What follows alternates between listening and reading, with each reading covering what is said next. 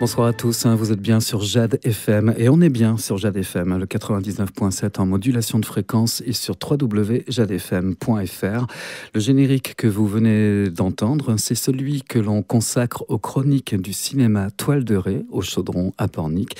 Et c'est Frédéric aujourd'hui qui va nous en parler pour les films proposés au public et aux spectateurs sur grand écran pour cette semaine du 23 au 29 avril. Bonjour Jim. Bonjour Frédéric. Alors je vais commencer par les sorties.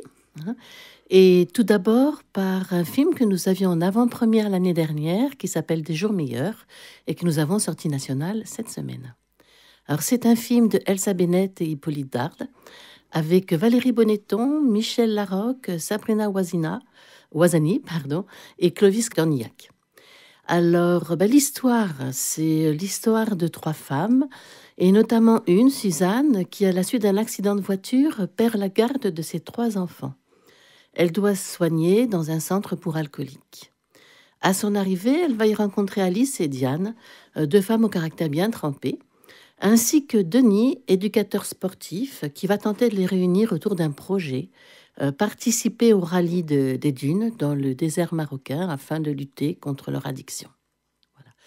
Alors pourquoi ce film ? Les deux réalisateurs en fait ont abordé le tabou qui est encore l'alcoolisme au féminin, parce qu'ils ont été touchés de très près dans leur entourage proche par cette addiction. De plus, si on parle beaucoup au cinéma de l'alcoolisme chez les hommes, on en parle très peu chez les femmes. C'est vrai qu'il y a une proportion chez les femmes, mais qui existe. Qui est très faible par rapport à celle des hommes, mais qui est bien là, malheureusement. Tout à fait. Bon, ce film n'est pas non plus un film larmoyant, même si le sujet est lourd. Les deux réalisateurs se sont arrangés pour y inclure des scènes de comédie, afin de donner de l'oxygène au récit. Voilà. Donc, en résumé, c'est un drame intimiste qui explore avec délicatesse les méandres de la reconstruction personnelle, avec une réalisation sobre et sensible. Et le film, à noter, s'appuie sur l'interprétation remarquable des comédiens, pour transmettre une émotion authentique. Voilà pour ce film. Le deuxième film que nous avons, c'est The Amateur, en version originale et en version française, qui est un drame, un thriller de James House. C'est un film avec Rami Malek, Laurence Fishburne et Rachel Brosnahan. Alors, c'est l'histoire en fait de Charlie Heller, qui est un cryptographe de la CIA, aussi brillant qu'introverti, et qui va voir son existence basculer lorsque sa femme décède après une attaque terroriste. Déplorant l'inaction de sa hiérarchie, il va prendre alors l'affaire en main et se met à la recherche des assassins. C'est un film adapté du roman du même titre de Robert Little.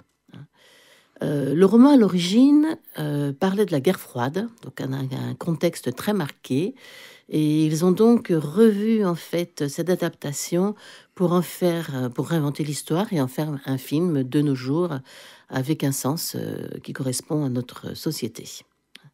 Et tout en conservant l'essence du film, celle d'un homme qui cherche à faire justice lui-même dans un monde dominé par les forces puissantes. Alors, il faut noter aussi qu'il y a eu une première adaptation cinématographique de ce livre en 1981 avec John Savage et Mark Keller. Et petit sourire, un petit clin d'œil, Mark Keller a été invité à faire une apparition dans ce nouveau film. Voilà, c'est donc une réflexion sur la justice et la perte d'un être cher sur fond de thriller. Très bien. Voilà. Nous avons ensuite Deux sœurs, en version originale, de Mac Lyth, avec Marianne Jean-Baptiste, David Weber et Michel Austin. Alors, c'est l'histoire de Pansy, qui est rongée par la douleur physique et mentale, et son rapport au monde ne passe que par la colère et la confrontation. Son mari ne sait plus comment la gérer, et son fils, lui, a fait le choix de s'isoler dans son propre monde. Seule sa sœur, Chantal, la comprend, enfin, pas toujours, mais essaye de la comprendre, et veut et peut l'aider. Alors, si Mac Lyth, le réalisateur, a déjà fait pas mal de films, dont les deux derniers qui sont des films historiques, Mr. Turner en 2014 et Peter Law en 2018, il revient avec Deux sœurs au drame contemporain sur sur les dissensions d'une famille issue de la communauté africaine-américaine au lendemain de la pandémie du Covid-19. Voilà. C'est un film intimiste qui explore avec justesse les tensions familiales, les non-dits et les blessures émotionnelles. Ce film est porté par une remarquable performance de l'actrice Marie Jean-Baptiste, dont son interprétation de Pansy, personnage complexe et souvent antipathique. Il offre aussi une réflexion poignante sur la solitude, le ressentiment et la difficulté d'exprimer ses émotions. C'est un film qui s'inscrit dans la lignée des œuvres sensibles et humanistes de Mac Lice, comme l'a été un des films très connus, qui est Secret et mensonge, Palme d'Or en 1996. Nous avons aussi ensuite Laz. C'est un film de Julia Menanto, une comédie dramatique, avec Marco Luracci, Jeanne Balibar et Marc Barbet. Alors Julia Menanto, c'est un ancien documentaliste qui est porniquais et qui connaît bien le monde des courses. C'est cet univers ainsi que l'envers de son décor que le réalisateur porniquais a choisi de raconter dans son premier long métrage, qui a d'ailleurs déjà été présenté en avant-première le mardi 1er mars au Cine Étoile de Ray en sa présence. Alors c'est l'histoire d'Ethan, 17 ans, qui veut devenir apprenti jockey dans une écurie d'obstacles, l'épreuve la plus violente du galop. Au contact des pur sang, il découvre le monde des courses, des paris et de l'argent. Sa passion grandit, sa frustration aussi. Courir pour gagner, mais toujours au service des autres. Bientôt, il devra choisir, transgresser les règles ou sauver sa peau. L'envers d'un décor méconnu. Tout à fait. L'envers d'un décor méconnu et qui ne joue pas toujours avec les vraies règles du jeu. Voilà. Donc, à noter Marco Luracci, qui a reçu le prix du meilleur acteur lors du dernier festival du film francophone d'Angoulême en 2024. Marco Luracci, c'est le fils du célèbre cavalier Mario Luracci, tous les deux cavaliers cascadeurs. Marco Luracci, donc acteur, et il a notamment été repéré à l'âge de 11 ans. Il a joué dans Japelou, toujours dans l'univers équestre. Donc là, c'est son premier grand rôle. Voilà, donc c'est un film qui explore les enjeux de l'ambition, de la compétition et des sacrifices nécessaires pour percer dans ce milieu. Très bien. Voilà, en sortie cette semaine, nous avons enfin Ozzy, La Voix de la forêt, qui est un film conseillé, un film familial d'animation, conseillé à partir de 6 ans. Alors c'est l'histoire d'Ozzy, une jeune orang-outan, qui est séparée de ses parents à la suite d'un feu de forêt. Elle grandit dans une réserve, entourée d'autres animaux devenus ses amis. Mais un jour, guidée par son instinct, elle décide de partir à la recherche de sa famille. Dans sa quête, elle va découvrir la beauté de la nature, mais aussi les dangers qui la menacent. Ozzy se lance alors dans une incroyable aventure pour retrouver ses parents et sauver la forêt tropicale. Voilà, c'est le premier long métrage de Tim Harper, mais qui a déjà tourné pour des séries dans le milieu de l'animation. C'est un film en fait qui a été remarqué pour ses qualités visuelles et son engagement écologique. Les thèmes abordés, c'est la déforestation, la production d'huile de palme, le greenwashing et l'activité numérique. C'est donc une initiation aux problématiques environnementales pour les plus jeunes, mais pas que. Comme souvent, ces films, les films qui sont à destination d'un public jeune, il y a toujours un message sous-jacent. Et oui, exactement. Et des grandes causes. Voilà, tout à fait. Alors nous passons après aux films en continuation. Je vais en parler rapidement, parce qu'on en a déjà parlé les semaines précédentes.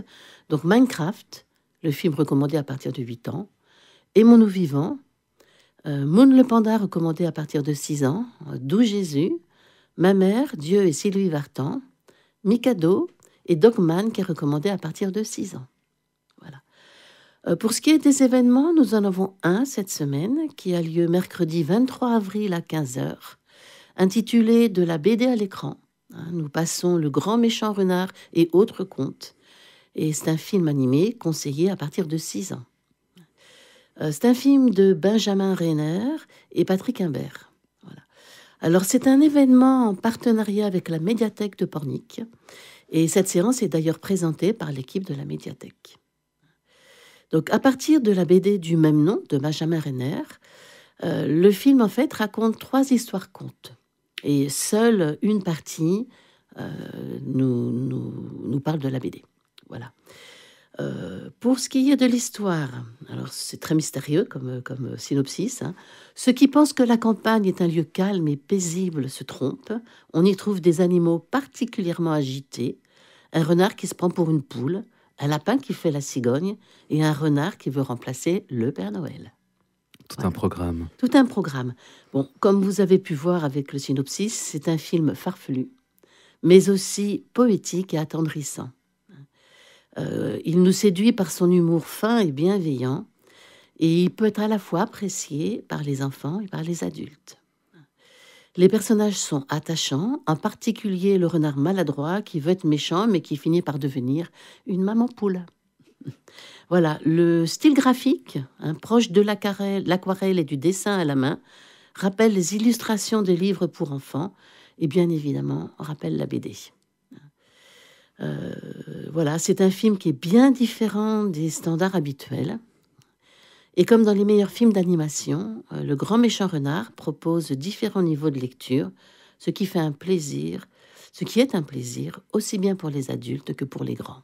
Et c'est demain à 15h. Demain à 15h, voilà. Voilà pour les films de la semaine. Merci beaucoup, Frédéric. On se retrouve la semaine prochaine pour la présentation de ces chroniques cinéma, du cinéma Toile de Raie à Pornic. Merci encore, bonne semaine à vous. Bonne semaine, au revoir.